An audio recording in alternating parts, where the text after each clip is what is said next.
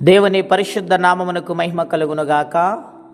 ప్రియులారా, ప్రభునామన ఉదయకాల సమయంలో మీ అందరికీ వందనాలు తెలియచేస్తూ ఉన్నాను.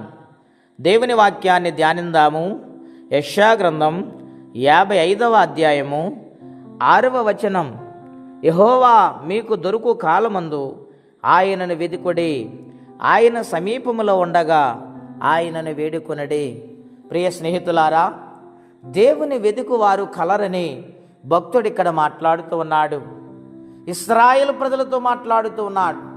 వారు దేవుని మాట వినక దేవుని సన్నిధికి దూరమై దేవుని యొక్క సన్నిధిలో వెదికే వారు కాకుండా నిర్లక్ష్యంగా ఉండటం వలన వారి శ్రమల గుండా ప్రయాణం చేయవలసి వచ్చింది, వారి కష్టాల గుండా ప్రయాణం చేయవలసి వచ్చింది. గనుక భక్తుడు అంటూ ఉన్నాడు, ఆయన సమీపముగా ఉన్నాడు, ఆయనని వెదకండి, ఆయన మీకు దొరుకుతాడు.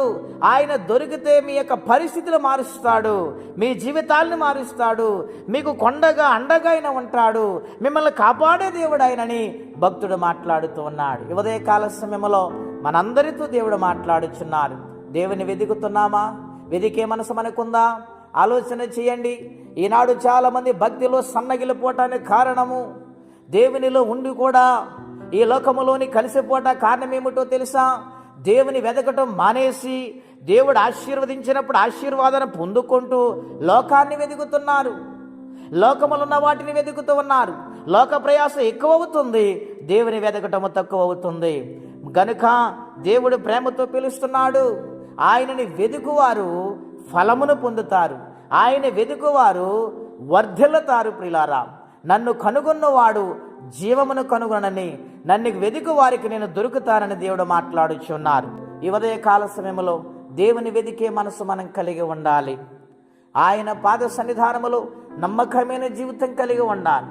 దేవుడు ఏ స్థితి ఇచ్చినా, ఏ పరిస్థితి ఇచ్చినా, ఏ ఉన్నతమైన రీతిలో దేవుడు ఆశీర్వదించినా మన జీవితము ఆదిలో ప్రారంభములు ఆత్మీయ జీవితములు ఎలాగున్నామో అటువంటి మనస్సు కలిగి ఉంటేనే ఆయన దొరుకుతాడు, లేకపోతే ఆయన దూరమైపోతాడు. ప్రియులారా, గనుక దేవుని వెతికి వారిగా ఉండాలని ప్రభు పేరట మీకు మనవి చేయుచు ఉన్నా. తప్పిపోయిన కుమారుడు తండ్రిని విడిచిపెట్టేసి ఇష్టానుసారమైన జీవితం తన యొక్క ఆస్తినంతా పాడు చేసుకున్నాడు. చివరికి దిక్కులేని వాడిగా మారిపోయాడు. అటువంటి పరిస్థితిలో ఆకటి బాధను తట్టుకోలేక ఆ నిలువ నీడలేని పరిస్థితిలో తండ్రి దగ్గరికి వెళితే భోజనము దొరికిద్ది, నీడ దొరుకుద్ది, కాపుదల దొరుకుద్దని తిరిగి తండ్రి వైపు తన యొక్క మనస్సును మళ్లించుకొని తండ్రి వైపు నడుస్తూ ఉన్నాడు. చివరికి తండ్రి ఆయన కనబడ్డాడు.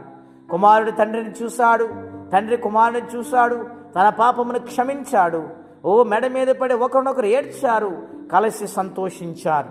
ఈ దినాన్న ప్రభా, ఏ విషయంలో నేను తప్పిపోయాను, ఎందుకు నేను వెదకలేకపోతున్నాను, ఏ పరిస్థితి నీకు ఎడమ చేసిందో ఈ దినాన్న నాకు మాట్లాడుతూ వచ్చావు గనుక నిన్ను వెదికే మనసు నాకు దయచే నాయనా అని ప్రార్థన చేద్దామా? ప్రార్థన అండి. దయగల మా తండ్రి, ఘనమైన మీ నామం కొరకై స్తోత్రం చెల్లిస్తూ ఉన్నాము. నాయన, నిన్ను వెదికే మనసు మాకు దయచే.